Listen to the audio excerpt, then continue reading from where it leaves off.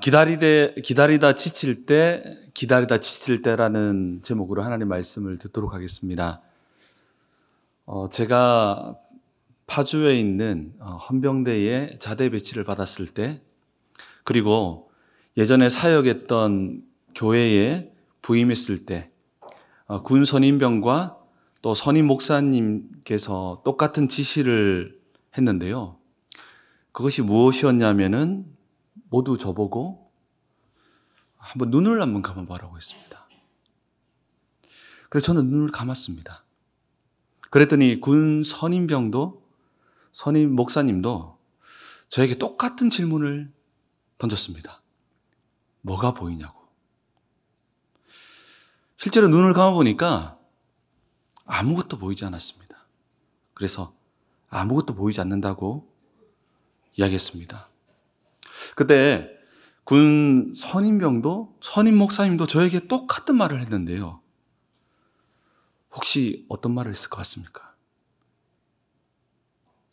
제가 눈을 감아라고 뭐가 보이냐고 했더니 아무것도 안 보인다고.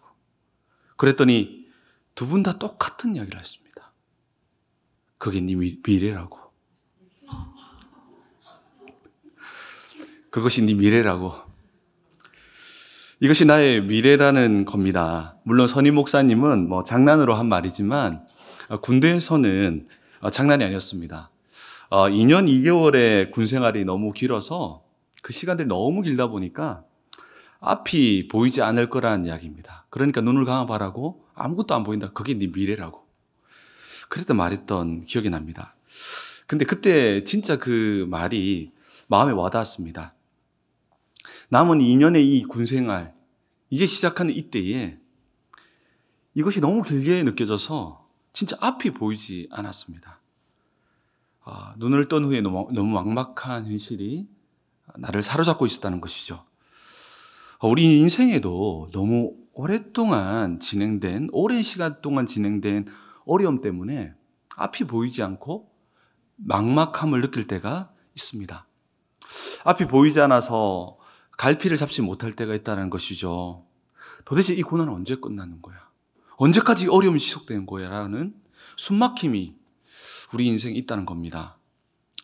언제 끝날지만 알아도, 이 어려움과 이 고통이 언제 끝날지만 알아도 좀 견디기가 쉬울 텐데 도저히 앞이 보이지 않습니다. 가늠하기 어렵다는 것이죠. 성경이 약속한 위로도요. 분명히 성경에서도 하나님 날 사랑하시고 내 삶을 지키시고 도와주신다고 분명히 약속했는데 이 약속한 위로를 경험하는 것을 기다리기란 정말 쉬운 일이 아닙니다. 성경은요, 하나님의 백성들을 많은 정의가 있지만 이렇게 정의합니다. 기다리는 자. 성경은 하나님 백성들을 향해서 기다리는 자라고 말합니다. 성경은 하나님 백성들에게 하나님이 약속하신 말씀이 성취될 때까지 이 하나님의 약속을 붙잡고 기다릴 것을 요청합니다.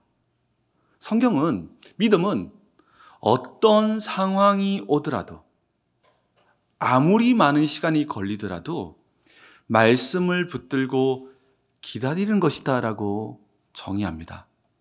믿음은요, 언제까지 어떤 최악의 상황까지 기다릴 수 있냐라고 던지는 질문과 같습니다. 하나님께서는요, 하나님 백성들에게 말씀이 성취될 때까지, 하나님 백성들에게 우리의 인생과 우리의 삶의 현장에서 말씀이 성취될 때까지 말씀을 붙들고 죽기까지 버티라고 말씀하고 있습니다.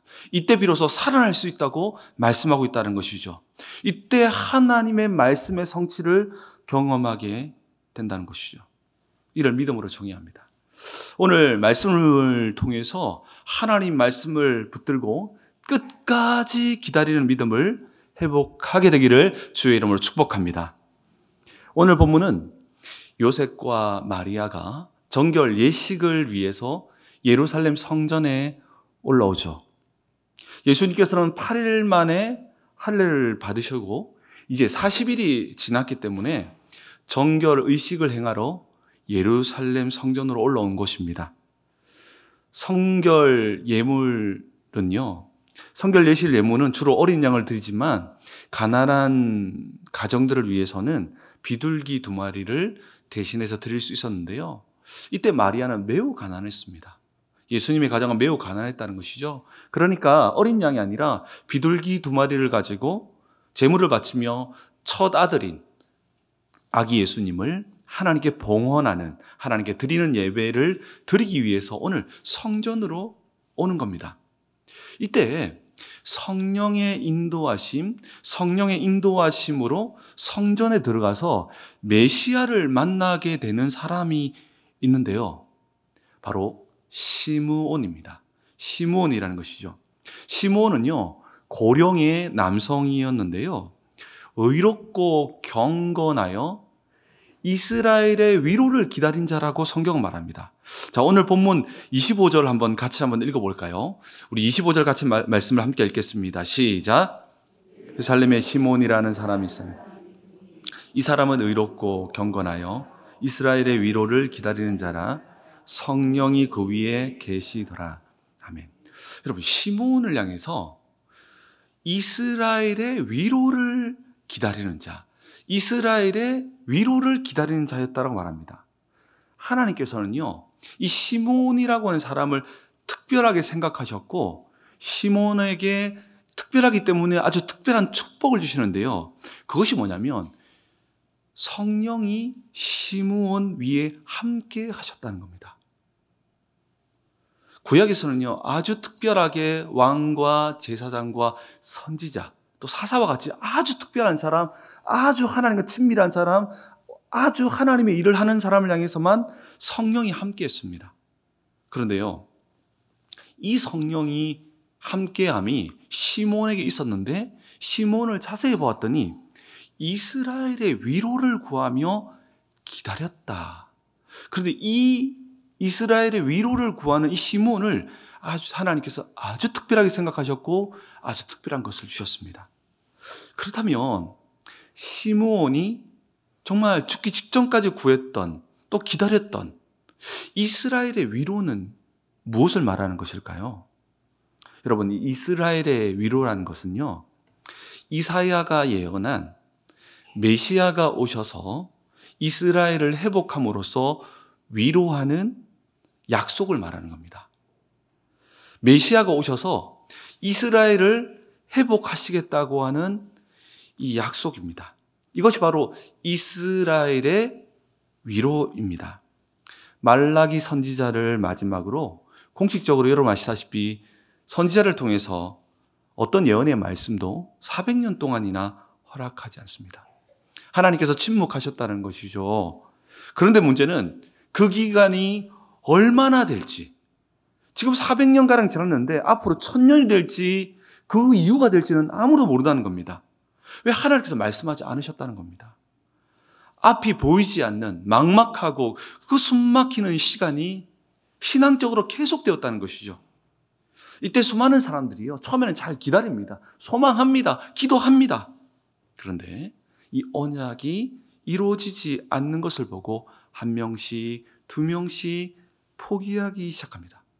아무리 기다려도 메시아가 오지 않았습니다. 그러니 이제 이스라엘의 위로를 구하는 자를 찾기가 점점 어려워지고요, 급기야는 사라지게 됩니다. 그런데요, 하나님께서는요, 이스라엘의 위로를 고대하며 이 말씀을 붙들고 끝까지 기도하기를 원하셨고 그것을 받기를 원하셨다는 것입니다. 그런데 시간이 지나도 메시아가 오지 않으니 이스라엘의 위로를 구하는 대신에 유대 사회는 뭘 구하기 시작했습니까? 육신적인 것만을 구하게 되지요. 여러분, 구약의 하나님의 나라와 의, 예수님께서 하나님 나라와 의를 구해라고 했잖아요.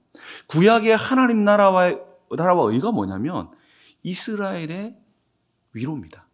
이 이스라엘의 위로를 구하는 자들이 사라져갔습니다.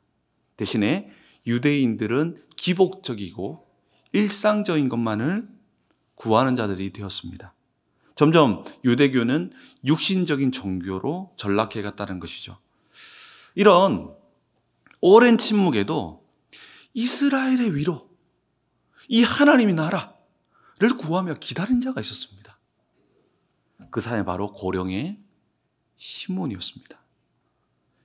이 시므온에게 하나님께서는 아주 특별하게 생각하셔서 성령을 주십니다. 성령. 이 보통 이야기가 아닙니다. 이 시므온에게 성령을 주시고요, 시므온이 끝까지 기다릴 수 있도록 확신으로 도우시는데요, 오늘 보면 26절에 보니까 그가 주의 그리스도를 보기 전에는 죽지 아니하리라 하는 성령의 지시를 받았더니, 그리스도를 보기 전에는 죽지 아니하리라, 이스라엘의 위로는 반드시 이루어지리라고 하는 확신을 줍니다. 메시아를 만난 것도 성령께서요, 시므온을 성전으로 가도록 감동했기 때문이라고 말씀하시면서 너무나 특별한 축복을 시므온에게 주십니다. 이때 한평생을 기다렸고 기도했던, 구했던 이스라엘의 위로를 만나게 되는데요, 바로 아기 예수님이십니다. 또한 하나님께서는요, 젊었었을 때에 모든 것을 잃고 비참한 과부가 된 안나라고 하는 여선지자에게도 이스라엘의 위로의 꿈을 주십니다. 이스라엘의 위로를 꿈꾸며 평생 성전에서 금식하고 기도합니다. 이제 고령의 나이가 되어서 된 이 안나 역시 오늘 본문에 보니까 예수님을 만나게 되는 내용입니다. 하나님의 섭리 속에서 오늘 본문의 시므온과 안나는 아기 예수님께서 그리스도이심을 알아보고 사람들에게 증언하며 하나님을 찬양합니다. 그들은 죽기까지 하나님 말씀을 붙들고 있다가 실제로 하나님 말씀이 성취되는 것을 보게 됩니다.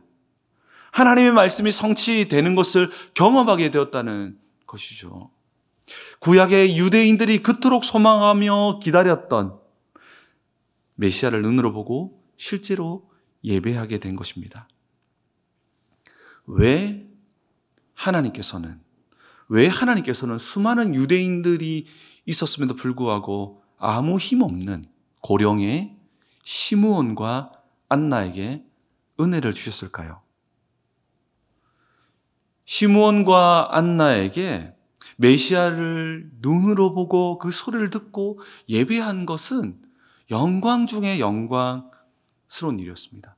아주 특별한 일이었다는 것이죠. 그렇다면 하나님께서 이 시므온과 안나를 특별하게 생각한 이유가 무엇이었을까요? 왜 이 안나와 시므온을 아주 특별하게 생각하셨을까요? 그것은요, 바로 그들이요, 하나님 말씀을 붙들고 끝까지 버텼기 때문입니다. 하나님의 말씀을 붙들고요, 끝까지 버텼기 때문입니다. 하나님 말씀을 붙들고 끝까지 버텼다는 것이죠. 여러분, 오늘 본문은요, 기다림은요, 하나님께서 기뻐하시는 믿음의 본질임을 보여주고 있습니다. 끝까지 말씀을 붙들고 버티는 것이요, 하나님이 받으시는 믿음임을 보여주고 있다는 것이죠. 믿음에 대해서 기록한 히브리서는요, 그 히브리서를 받는 수신자들에게 가장 권면하길 원한 메시지가 있었는데요, 그 메시지가 무엇이었을까요? 히브리서 전체에서 이 기자가요, 히브리서 기자가 누군지는 분명치 않지만 수신자들에게 정말 권면하기 원했던 아주 중요한 메시지가 있었습니다. 그 메시지가 무엇인지 아십니까? 그것은요, 끝까지 말씀을 붙들고 버티라는 것입니다. 말씀을 붙들고 흔들리지 말고 버티라는 것입니다. 이것이 믿음이라는 것입니다. 아브라함의 믿음도요, 기다림으로 정의되는데요, 히브리서 6장 15절에 보니까 아브라함의 믿음에 대해서 이렇게 말합니다. 그가 이같이 오래 참아 약속을 받았느니라. 오래 참아 약속을 받았느니라. 아브라함이 여호와의 말씀을 받고 오래 참았다는 것이죠. 아브라함의 믿음은요, 하나님이 말씀하시면 그 말씀이 이루어질 때까지 오래 기다리고 오래 참는 것이었다는 것입니다. 모세도 마찬가지입니다. 모세의 믿음에 대해서도 하나님 말씀을 붙들고 참았다고 말씀하고 있는데요. 히브리서 11장 27절에 보면 이렇게 말하고 있습니다.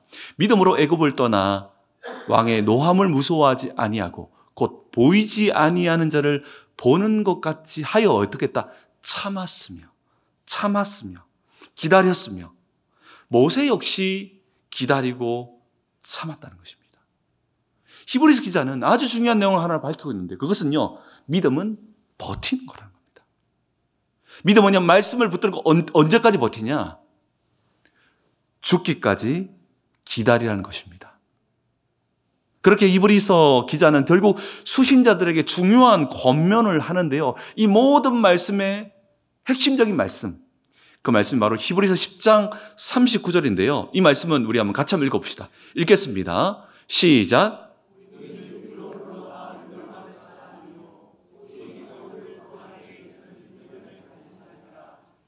아멘. 뒤로 물러가 멸망할 자가 아니다. 히브리서 기자는요, 하나님 백성들에게 믿음이 무엇인지를 가르치면서 하나님 말씀을 붙들고 끝까지 버티는 것이 믿음이라는 것을 알려주고 있습니다. 죽기까지 버티고 있으면 죽지 않고 말씀이 성취되는 영광을 우리의 삶에 보게 된다고 말하면서, 그와 동시에 어떠한 박해와 위협 앞에서 말씀을 붙들고 버티면 결국 구원을 경험하게 된다는 것이죠. 이때는 죽어도 상관없고 살아도 상관없다는 것입니다. 왜냐하면 결국 하나님 말씀이 결국 우리의 구원을 완성하실 것이기 때문입니다. 이것이 바로 믿음의 근원이라고 말씀하고 있는 것입니다. 사랑하는 성도 여러분, 세상은요, 고난뿐 아니라 안락함을 통해서요, 우리가 말씀을 붙들지 못하게 만듭니다. 지금 삶의 안락함과 편안함이 말씀을 붙들고 버틸 필요가 없다라고 유혹한다는 것이죠. 이렇게 편한데 무슨 영적 싸움이 필요해? 교회도 나가고 있고 기도도 하고 있고 나름대로 다 하고 있는데, 세상은요, 고난 가지고만 우리를 공격하는 게 아니에요. 안락함과 편안함을 통해서 우리가 말씀 붙들고 버틸 필요가 없다라고 유혹합니다. 장차 망할 성인 이곳. 처음 번역은 이 세상을 뭐라고 표현합니까? 장망성. 장차 망할 성인, 세상의 모든 것을 걸게 만듭니다. 지금도 하나님 말씀을 붙들고 다시 오실 하나님 나라를 구하며 기다리지 못하게 만듭니다. 과거의 유대인들처럼요. 이것이 말세의 사탄이 교회를 공격하는 방향입니다. 캠핑, 여행, 취미, 가족 행사, 우리 인생이 필요합니다. 그러나 그것 때문에 말씀을 붙들 필요성을 느끼지 못한다면 큰일 난다는 겁니다. 다시 오실 주님의 그 시간들이, 다시 오실 그 주님의 시간들이 400년, 아니 우리는 2000년이 넘었지 않습니까? 이 시간이 길어지면 길을수록 우리 또한 유대인들처럼 영적인 것이 아니라 일상에 빠지게 됨으로써 우리 안에 시므온과 안나가 사라진다는 겁니다.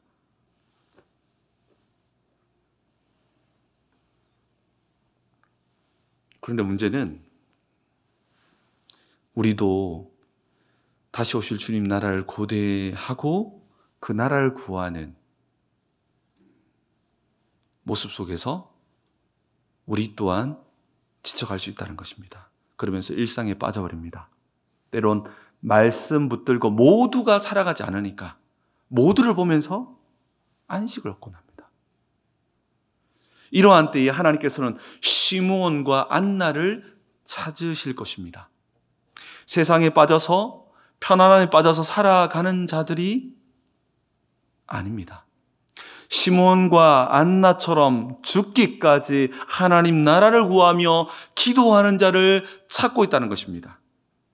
모두가 하나님 말씀을 놓치더라도 끝까지 하나님 말씀을 붙들고 기도하는 자를 지금도 교회 안에서 이 시대 속에서 찾고 있다는 것입니다. 하나님께서는 아무 일도 일어나지 않아도 끝까지 하나님 말씀을 붙들고 다시 오실 하나님 나라를 고대하며 깨어 기도하는 자, 그 자를 찾으십니다.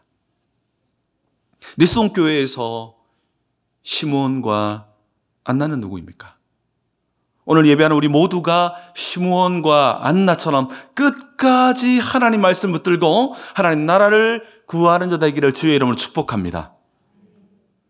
이것을 혼자 하려고는 안 됩니다. 혼자 하려고는 힘듭니다. 우리 니스동 교회에는 기도하는 공동체가 있습니다. 함께 하면요, 시므온과 안나가 될 수 있습니다. 새벽 예배 말고는 사실 깨어있기 힘듭니다.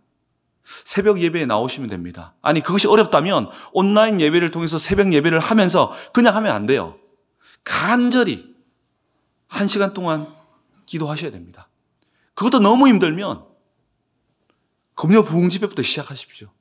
그것도 너무 힘들면 주일날 20분 전에 와서 예배 전 20분 기도하는 것부터 시작하십시오. 그래서 단계적으로 하나씩 올려서 우리 또한 예수님 만나야 될 거 아닙니까? 예수님 성전에 오셨는데 아무도 알아보지 못하고 이러한 기도 공동체를 누림으로 정말 시므온과 안나처럼 정말 말씀을 붙들고 끝까지 버티는 축복이 정말 우리에게 가득하기를 축복합니다. 그러면서 당시 냉대받았고 실패한 인생처럼 보였던 여인이었던 안나. 이 안나를요, 특별하게 하나님께서 생각하셨던 이유가 있는데요. 이 안나라고 하는 이 여인은요, 무려 나이가 84세에 또 다른 주석서에서는 100세에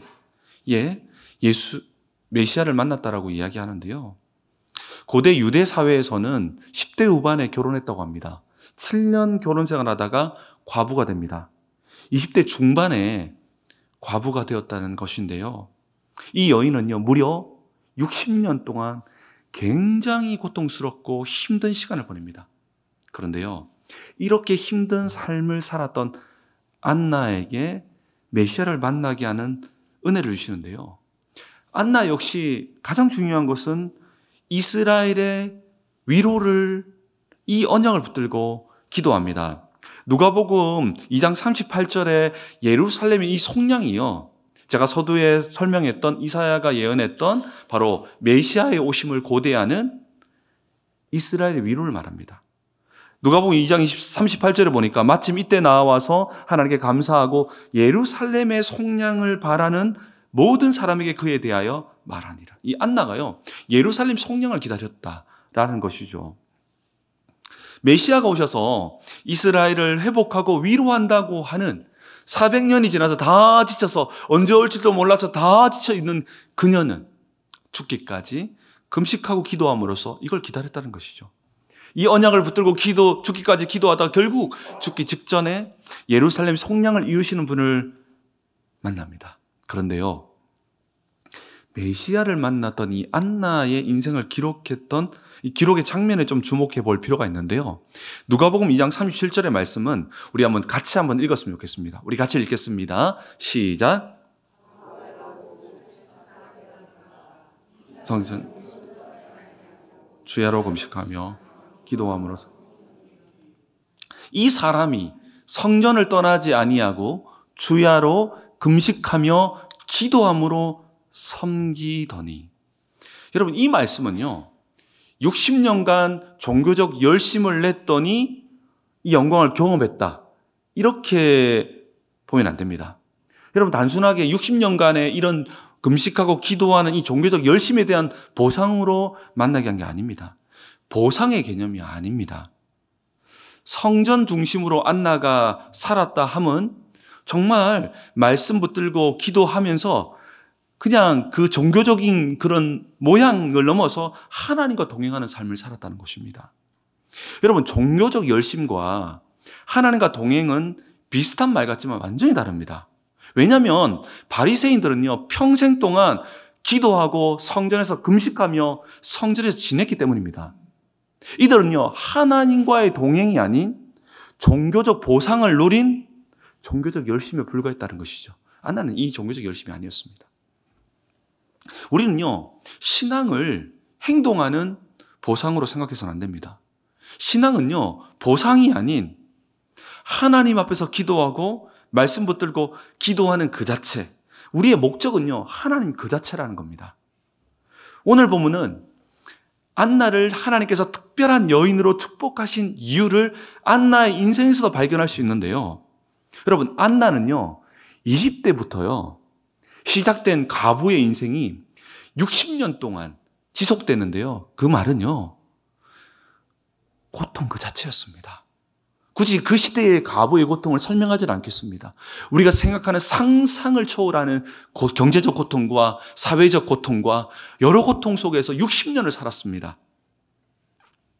이 인생이 말해주는 아주 중요한 메시지가 있습니다. 너무나 고통스러운 인생이었다는 것이죠. 그런데요, 안나에게 특별한 은혜가 임하게 되는데요. 그 이유가 있습니다. 그 이유는요, 안나는 이렇게 오랫동안 고통과 어려움이 있었지만 어긋난 길로 삐뚤어지지 않았다는 것입니다. 너무 큰 고통이 지속되면요, 정말 삐뚤어지는 경향이 있는데 안나는 끝까지 하나님 말씀을 붙들고 삐뚤어지지 않았다는 것입니다. 버텼다는 것입니다.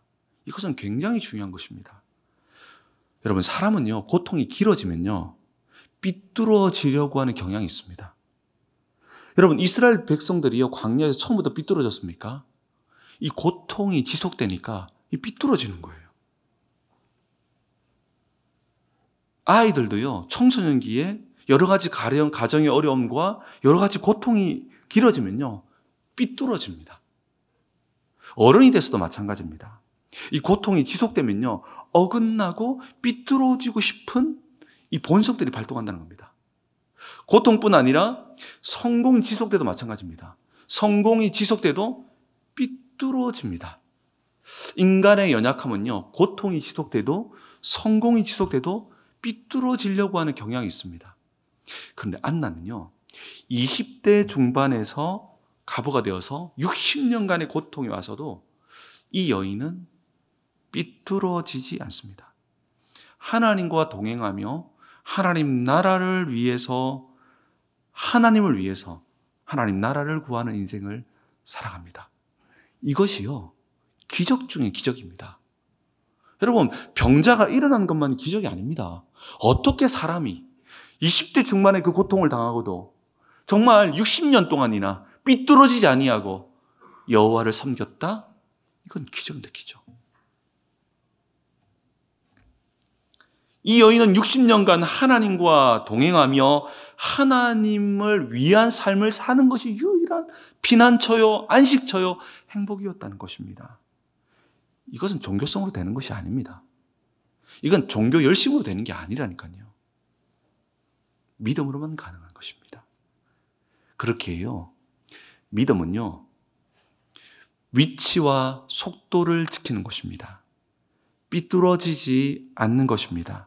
여러분, 운전할 때를 보십시오. 차가 그 차선을 지켜야 되고요. 또한 규정 속도를 지켜야 하죠. 믿음도 마찬가지입니다. 하나님 앞에서 나의 위치를 지키는 것입니다. 지금 여러분은 어디에 있습니까?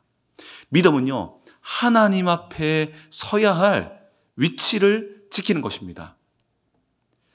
그렇기 때문에 우리는 지금 어떤 위치에 서 있는지를 점검해야 하는 것입니다. 믿음은요, 하나님 앞에서의 바른 위치를 지키고 삐뚤어지지 않는 것입니다.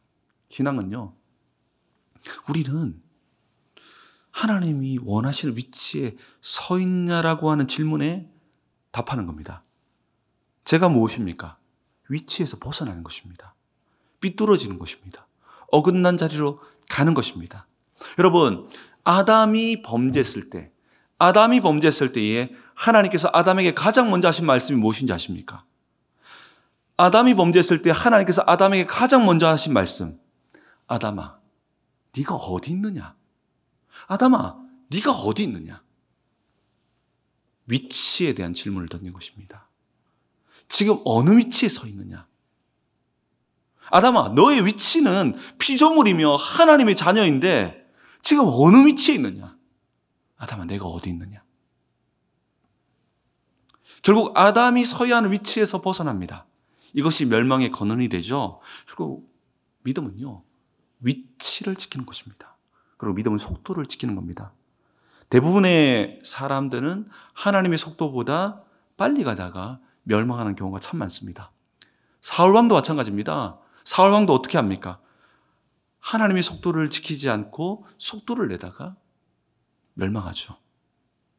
하나님의 속도에 맞추어 인생을 살아가는 것, 이것이 믿음입니다. 안나는요, 위치와 속도를 맞추기 위해서 하나님과 방향을 맞추며 하나님과 동행하며 금식하며 기도한 것입니다. 우리가 기억해야 하는 것은요, 더디더라도요, 하나님의 속도에 맞춰서 끝까지 가는 것이 중요합니다. 대부분의 사람들은요, 급히 가려다가 실패합니다. 우리 인생에게 허락하신 속도대로 가는 것이 믿음입니다. 그리고 그 속도에 감사하는 겁니다. 그 속도에 만족하는 겁니다. 그 속도에 자족하는 겁니다. 다른 사람이 빨리 가니까 그것 따라잡다가 넘어지고 얼마나 경우가 많습니까? 내 인생 속도가 늦어서 답답하고 숨 막히더라도요, 더 중요한 것은 뭐라고요? 끝까지 가는 것. 믿음은 하나님께서 내게 맡기신 인생의 속도를 찾는 것입니다. 이 안나의 인생, 고난이 지속됨에도 불구하고 안나는 자기 위치는 너무 초라해요. 너무 낮아요. 너무 비참해요. 그럼에도 불구하고 그 위치에서 하나님과의 위치 설정과 규정의 속도를 잘 지켜서 평생을 살았기에 하나님은 이 안나에게 특별한 은총을 내리는 겁니다. 삐뚤어지지 않고 그 위치와 그 속도를 지켜나갔다는 것이죠. 그러니 하나님께서는 안나를 특별하게 생각한 것입니다. 사랑하는 성도 여러분, 하나님 말씀은요, 끝까지 죽기까지 붙드는 것입니다. 그때 비로소 우리는 하나님 말씀이 살아서 우리의 인생을 통치한다는 것을 보게 될 것입니다. 정말 하나님의 말씀대로요, 하나님이 우리를 얼마나 사랑하시고 우리 인생을 도우시고 보호하시고 정말 이끄시는 것을 보게 될 것입니다. 그래서 우리가 또한 기억해야 할 것은 믿음은요, 위치와 속도를 지키는 것입니다. 내 삶이 너무나 초라하고 너무나 속도가 늦다 하더라도 그 자리에서 우리가 서 있는 것입니다. 오늘 말씀을 통해서 끝까지 하나님의 말씀을 붙들고 위치와 속도를 지키는 믿음을 얻게 되기를 주의 이름으로 축복합니다.